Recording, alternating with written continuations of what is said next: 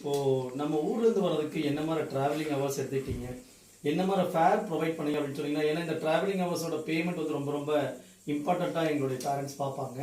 So அதை பத்தி கொஞ்சம் சொல்லுங்க.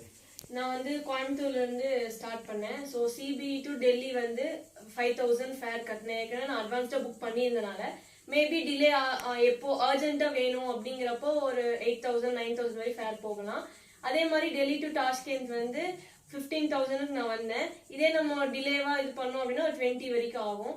ஸோ ஜேர்னி வந்து சிபி டு டெல்லி வந்து ஒரு 4 ஹார்ஸ் கிட்டத்தட்ட டிராவலிங் இருந்தது. அதே மாதிரி டெல்லி டு டாஷ்கெண்ட் வந்து ஒரு 2 to 3 ஹார்ஸ் அளவுக்கு டிராவலிங் இருந்தது. ரொம்பவே கம்ஃபர்டபுளா, ஒரு பிரச்சனையும் இல்லை, எல்லாம் சேஃப்டி எல்லாமே பார்த்து தான் அமைச்சாங்க. ஸோ பிரச்சனை இல்லை சார். டாஷ்கெண்ட் டு நம்மளுடைய காலேஜோடைய travelling hours by bus or by train or by air எதுல வந்தீங்க, அதுக்கு என்ன மாதிரி பண்ணீங்க?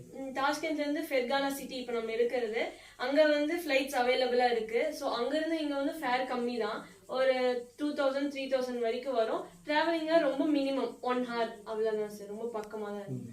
ஏன்னா ஃபெர்கானா நம்ம டாஷ்கெண்ட் வந்து கேபிட்டல்ங்கிறதுனால ஸோ ஃபிளைட் ஃபெசிலிட்டிஸ் எல்லாமே எப்பவும் இருந்துட்டே இருக்கும். ஸோ எந்த பிரச்சனையும் இல்லை சார்.